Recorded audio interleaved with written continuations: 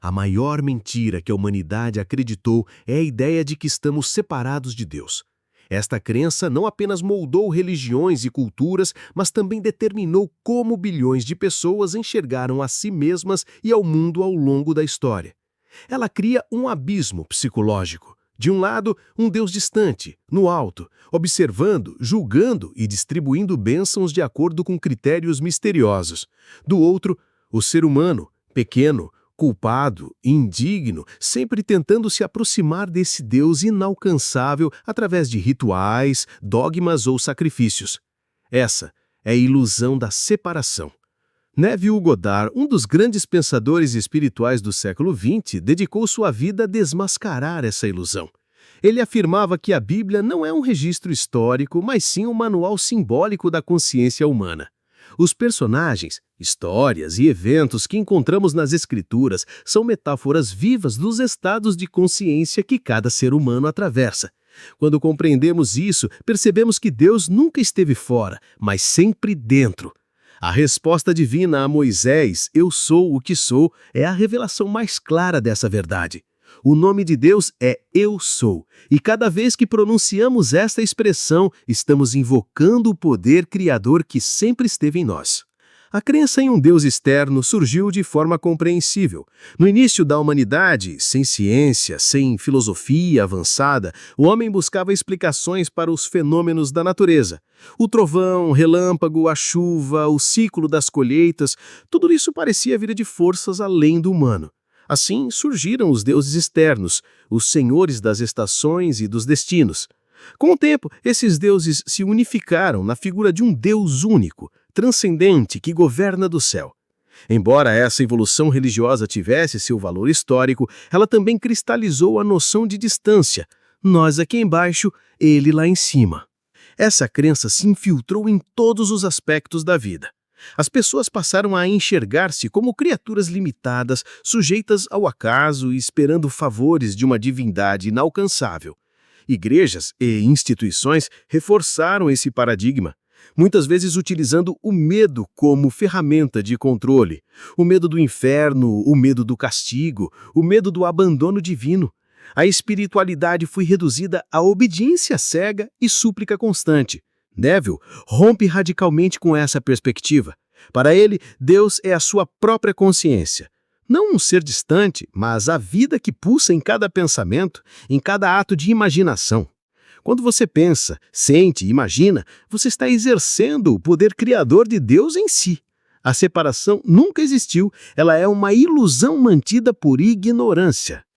Esse entendimento muda tudo. Ao acreditar na separação, o ser humano vive em dependência externa. Ele espera que algo lá fora, um milagre, um acontecimento, a vontade arbitrária de Deus, transforme sua vida. Vive também sob culpa, achando-se indigno de bênçãos por não cumprir regras religiosas. Corre atrás de gurus, líderes, templos, acreditando que a resposta está fora. Esse é o ciclo interminável da ilusão. Mas a Bíblia aponta o tempo todo para dentro. O reino de Deus está dentro de vós, disse Jesus em Lucas 17:21.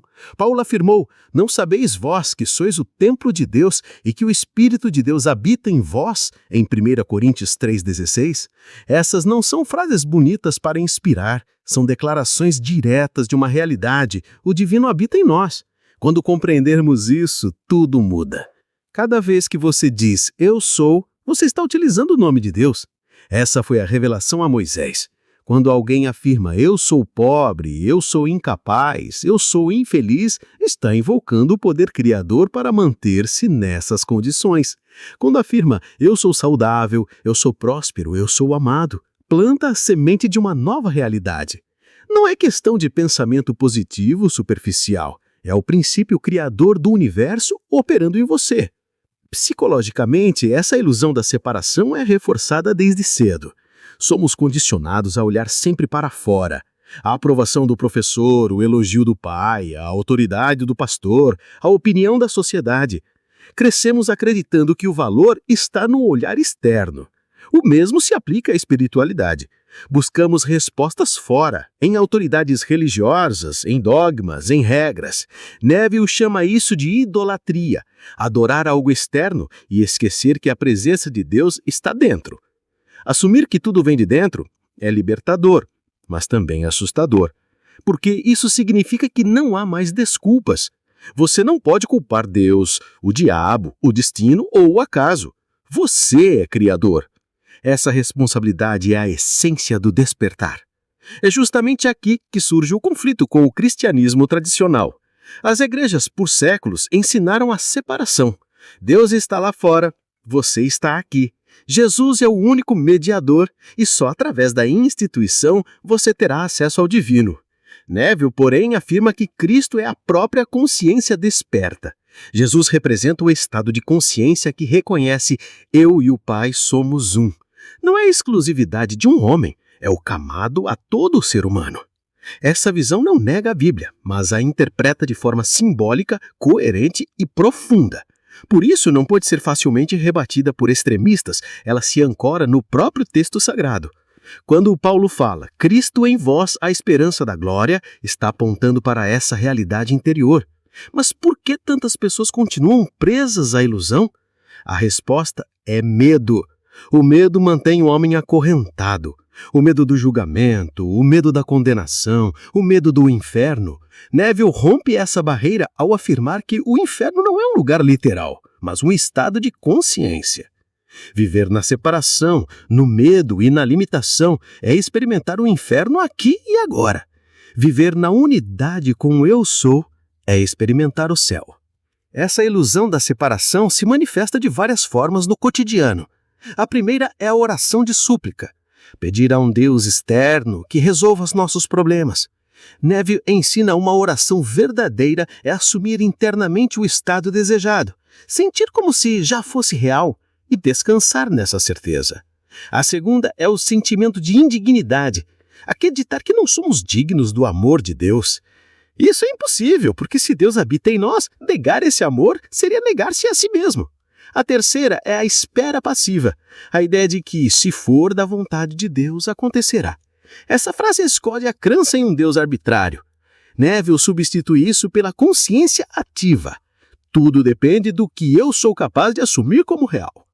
A grande questão é como provar que isso é real. Neville nunca pediu fé cega. Ele desafiava. Testem. Visualize uma cena desejada, sinta-a como real e observe os resultados. Essa prática dissolve a ilusão da separação porque mostra na experiência que aquilo que parecia vir de fora nasceu dentro. A prova prática é a arma mais poderosa contra qualquer dogma. Não é argumento, é vivência. A filosofia de Neville se resume a consciência é a única realidade. Tudo o que vemos no mundo externo é apenas projeção dos estados interiores. Essa ideia ecoa as palavras de Jesus: se creres, verás a glória de Deus. Crer não é esperar para ver, é assumir internamente como já realizado. O erro da ilusão é inverter, esperar que algo mude lá fora para então acreditar. O despertar é compreender que tudo começa no invisível da consciência. Essa percepção transforma a vida.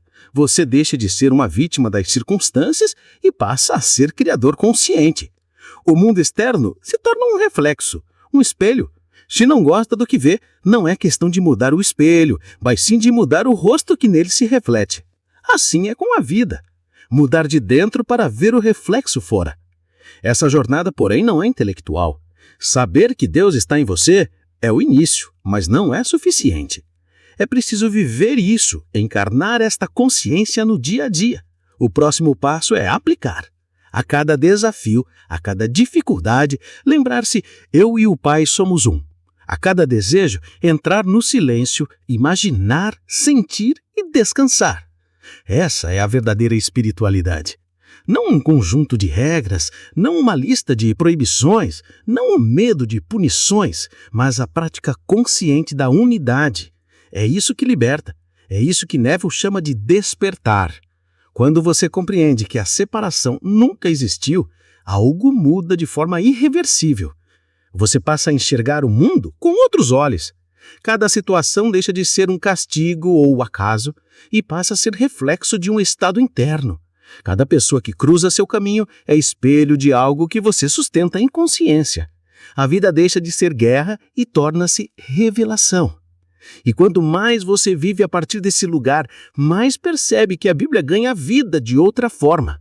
Cada personagem é você. Moisés é sua capacidade de libertar-se do Egito da escravidão mental. Davi é sua fé inabalável diante dos gigantes da dúvida. Jesus é sua consciência despertando para a unidade com o Pai. O Apocalipse é a revelação desta verdade escondida. Tudo fala de você. Assim, o que antes era religião externa se torna jornada interior. O que antes era dogma se torna experiência. O que antes era separação se torna unidade. A ilusão da separação começa a dissolver-se não porque alguém convenceu você, mas porque você experimentou. E uma vez que se experimenta, não há como voltar atrás. O véu cai. O templo não está fora. O templo é você. O altar não é nenhum edifício. Quando o ser humano começa a compreender que a separação entre ele e Deus nunca existiu, surge a pergunta inevitável: como viver essa verdade? Saber que eu e o Pai somos um é um ponto de partida poderoso, mas não basta como uma ideia intelectual. É necessário transformar esse conhecimento em prática diária, em consciência vivida. O despertar não é apenas uma crença nova que substitui a antiga. É uma mudança radical de percepção e ação. Neville Goddard insistia que o grande segredo não é adorar Deus, mas experimentar Deus como a sua própria consciência criadora. Essa experiência não se alcança pela repetição de orações automáticas, nem por rituais exteriores, mas por meio da imaginação disciplinada e da fé no invisível. A imaginação, dizia ele, não é fantasia. É o próprio poder criador de Deus em ação. Quando você imagina com sentimento, quando você assume internamente um estado como real, você planta a semente que se manifestará inevitavelmente no mundo externo. Esse é o núcleo da prática. Substituir a súplica pela assunção. Ao invés de pedir a um Deus distante que faça, você se torna consciente de que já é. Tudo o que pedirdes em oração, crede que recebestes, e será vosso, disse Jesus em Marcos 11:24. Essa frase é frequentemente interpretada como um convite à esperança, mas Neville aponta-se o verdadeiro significado. Você deve acreditar que já recebeu, assumir o estado de posse, antes que ele se manifeste. Essa é a chave. A mente humana, condicionada à separação, resiste a isso. Ela quer provas externas antes de acreditar. Mas o despertar exige um movimento inverso. Crer primeiro, sentir primeiro, viver internamente primeiro. Isso não é autoengano, é compreender que a realidade externa é consequência, não causa. O que vemos fora é o reflexo do que sustentamos dentro. Assim, mudar a consciência é mudar a vida. O desafio é que a ilusão da separação não desaparece facilmente. Ela foi reforçada por séculos de crenças religiosas, culturais e familiares. Desde crianças, fomos ensinados a pensar em Deus como Ele, o Senhor, aquele lá em cima. Essa linguagem cristalizou a distância. Desfazer isso requer prática constante de lembrar-se: o eu sou, dentro de mim, é a presença criadora. Cada vez que digo eu sou, eu estou usando um nome divino. A questão é, o que estou acrescentando a esta afirmação? Estou unindo o nome de Deus à limitação ou à liberdade? Viver a partir dessa consciência exige vigilância. Não se trata de vigiar o mundo externo, mas de vigiar o que se passa dentro. Quais estados estou alimentando? Quais pensamentos permito que criem raízes? Quais imagens cultivo na minha imaginação? Jesus disse: vigiai e orai, para que não entreis em tentação. A tentação não é apenas cometer pecados visíveis. É cair novamente na ilusão da separação, acreditando que o poder está fora. Por isso, a verdadeira oração é imaginação criadora. Neville ensinava o prática do sentir, o fim realizado. Se você deseja saúde, Não peça saúde a um Deus externo. Entre no silêncio e imagine-se saudável. Viva internamente a sensação de já estar curado. Se deseja a prosperidade, não suplique por dinheiro. Imagine a cena de já possuir, já desfrutar, já agradecer. O segredo não é repetir frases mecanicamente, mas sentir intensamente como real. O sentimento é o elo entre o invisível e o visível. Esse processo pode parecer simples demais, e por isso muitos o descartam. A mente habituada a complicações religiosas acha que precisa de fórmulas elaboradas, longos jejuns ou sacrifícios. Mas o poder de Deus não está em rituais externos, está na imaginação humana. Paulo escreveu em Efésios 3:20, aquele que é capaz de fazer infinitamente mais do que tudo que pedimos ou pensamos, segundo o seu poder que opera em nós. O poder está em nós, não fora. O que limita sua expressão não é Deus, mas o estado de consciência que sustentamos. Um exemplo prático ajuda a compreender. Imagine alguém que acredita firmemente ser azarado. Ele diz constantemente: nada dá certo para mim, sou sempre o último, minha vida é um fracasso. Essas afirmações não são meras palavras, são estados de consciência sustentados. O mundo externo responderá com situações que confirmam essa crença. Não porque um Deus externo o castiga, mas porque a consciência projeta sua própria realidade. Agora, quando essa pessoa desperta e começa a afirmar internamente: eu sou favorecido, as portas se abrem para mim, sou próspero e feliz. E faz isso não como repetição mecânica, mas como assunção sentida, algo muda. As oportunidades começam a surgir, as circunstâncias se ajustam. O mundo externo reflete a nova identidade. Isso não é mágica, é lei da consciência. O grande problema é que muitos testam esse princípio de forma superficial e depois desistem. Dizem: eu tentei imaginar, mas nada aconteceu. Isso ocorre porque mantiveram internamente a velha identidade, enquanto tentavam impor pensamentos novos. Neville sempre destacou que não se trata de pensar em algo, mas de pensar a partir de algo. Não é imaginar riqueza enquanto ainda se sente pobre, é assumir a consciência de rico e viver a partir dela.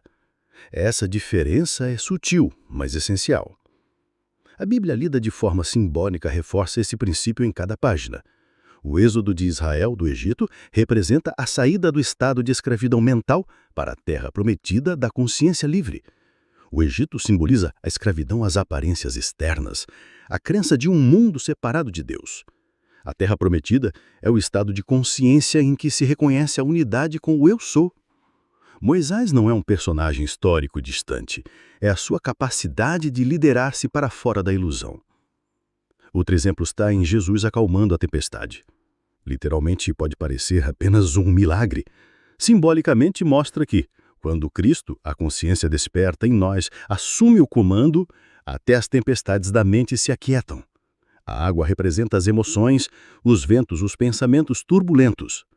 Quando você desperta para a unidade, a tempestade interna se acalma e o mundo externo responde em harmonia. Essas interpretações dissolvem a resistência religiosa. Extremistas podem argumentar que é heresia dizer que Deus está dentro, mas não podem negar que a própria Bíblia declara: o reino de Deus está dentro de vós. Eles podem insistir que precisamos de intermediários, mas não podem negar que Paulo disse: um só Deus e um só mediador entre Deus e os homens, Cristo Jesus. E se Cristo é a consciência desperta em nós, então o mediador já está em nosso interior. Ao compreender isso, você se liberta do peso de agradar a um Deus externo e começa a cultivar a presença divina dentro. Isso gera uma transformação não apenas espiritual, mas prática. Relacionamentos mudam porque você deixa de buscar validação nos outros. O trabalho muda porque você age a partir de confiança interior. A saúde muda porque o corpo responde ao estado de consciência. Viver o eu sou não significa negar os desafios da vida, mas enfrentá-los de outro lugar. Ao invés de pedir que Deus remova o obstáculo, você assume internamente a vitória sobre ele. Ao invés de temer a doença, você afirma: eu sou saudável agora. Ao invés de aceitar a escassez, você se veste mentalmente da abundância. Isso não é negar a realidade, é recriar a realidade a partir da fonte. O despertar para essa verdade é gradual, como uma escada em que cada degrau leva mais alto. No início você pode esquecer, pode cair novamente na ilusão da separação, mas cada vez que lembra, cada vez que pratica, a consciência se fortalece. É como treinar um músculo. Quando mais exercitado, mais poderoso se torna. E quanto mais você pratica, mais percebe que não precisa convencer ninguém. A prova não está em argumentos, mas em resultados. Quando sua vida começa a refletir harmonia, prosperidade e paz, os outros percebem. Eles podem até não entender o processo, mas veem os frutos. E os frutos são a maior autoridade. É por isso que este canal existe para trazer clareza, prática e inspiração a todos que desejam romper a ilusão da separação. Aqui não falamos de teorias abstratas, mas de experiências reais, aplicáveis, que transformam vidas. Se essa mensagem ressoa no seu coração, se faz sentido no seu coração, então este é o seu chamado para despertar. A ação é simples. Pratique. Teste por si mesmo. Não aceite cegamente, nem rejeite precipitadamente. Entre no silêncio. Imagine, sinta, assuma. Descubra o poder do eu sou em você. E quando experimentar os resultados, compartilhe. Inspire outros. Multiplique a luz. Porque a verdade é esta. Nunca houve distância. Nunca houve separação. Só havia um véu de ignorância, agora rasgado. E diante de você se abre a realidade majestosa. Você e o Pai são um. Sempre foram, sempre serão.